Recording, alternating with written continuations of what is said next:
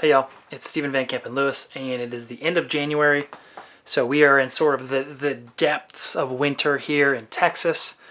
Our temperatures are actually slowly coming up, but this time of the year going into February is when we get those really cold snaps that can give an orchid grower some heartburn, especially when we're thinking about last year, where those of us who live here in Central Texas all have a little bit of PTSD from that really intense cold winter storm that lasted for a week. It actually killed a couple of hundred Texans.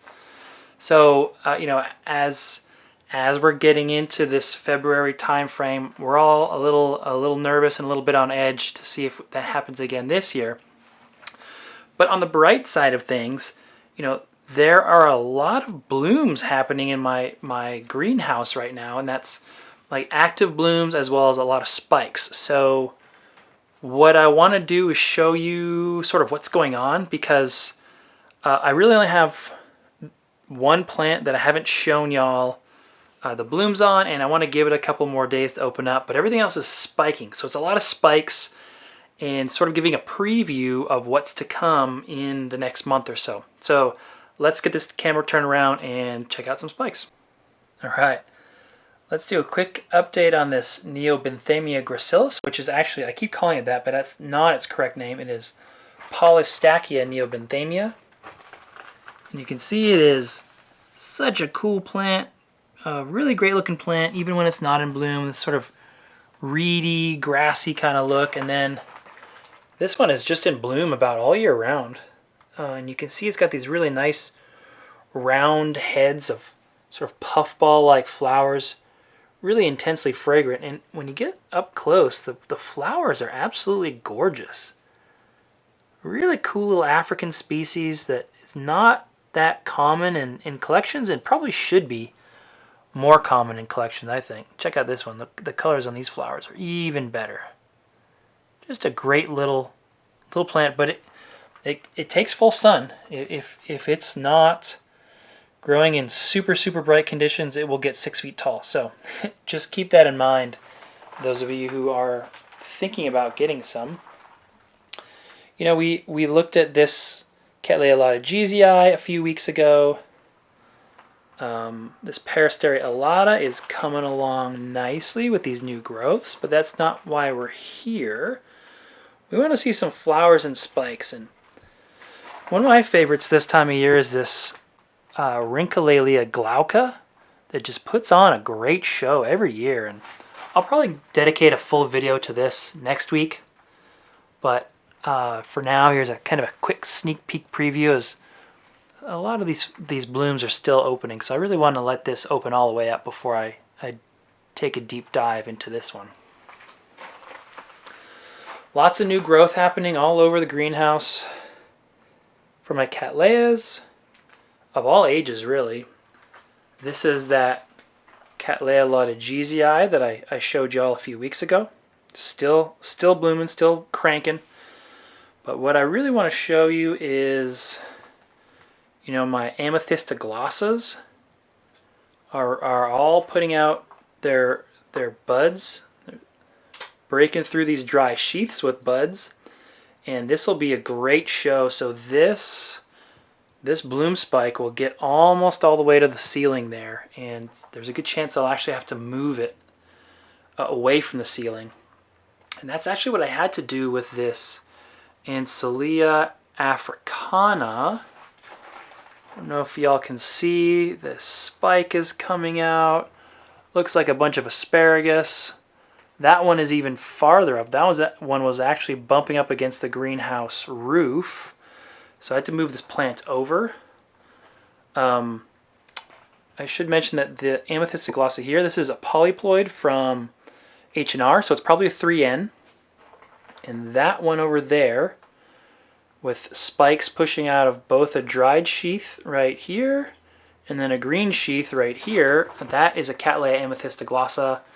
That's a diploid from Sergio Garcia over there, Olam Polyorchids. It's been a reliable bloomer for me for many years. You can see I have a 4N, or a polyploid Cattleya nobilior cerulean. That is just opening, so this one will be in bloom for 6 weeks or more. This polyploid just blooms, the blooms last forever, so I'll make another, just like I did last year, make another video dedicated to that one once everything's opened up. And you can see that the buds are so big and heavy that they kind of flop the plant over, so I have to have it kind of leaning off the edge there. This is a cool one.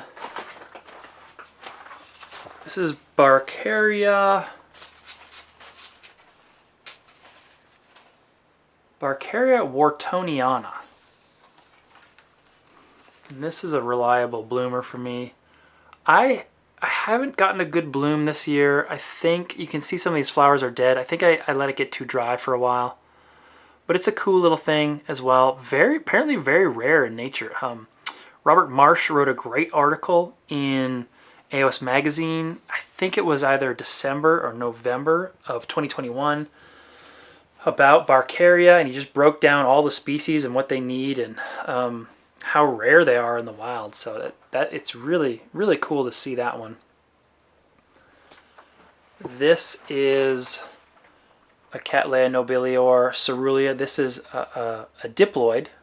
That'll put on a nice show. This is an alba that I got from Floralia. This is its first bloom, nobilior alba. So I'm excited to see what this looks like. We have my mature nobilior alba is right here, putting out a bloom spike, and it's got another bloom spike in the back there. This is my nobilior tipo, which I made a video about a week or two ago. This is the bulb that broke off. So I'm going to see if this actually roots. It's got 2 spikes on a single bulb. We'll see if it survives.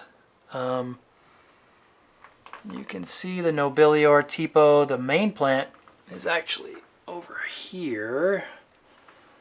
Probably need to chop that one up. Oh, I'm sorry. So this is not the cerulean that I was telling you about. This is more another spike from the nobilior tipo. This is the cerulean, the diploid cerulean that I have.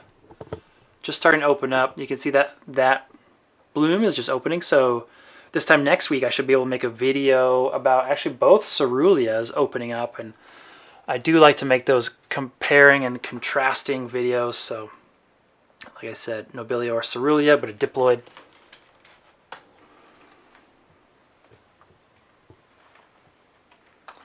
And that's about it. So lots of activity, lots of cool stuff, lots more videos to come. And of course, the next video will focus on this guy. And kind of wondering what happened to this weird bloom, but let's see how that unfurls next week. Anyway, have a great weekend. Bye.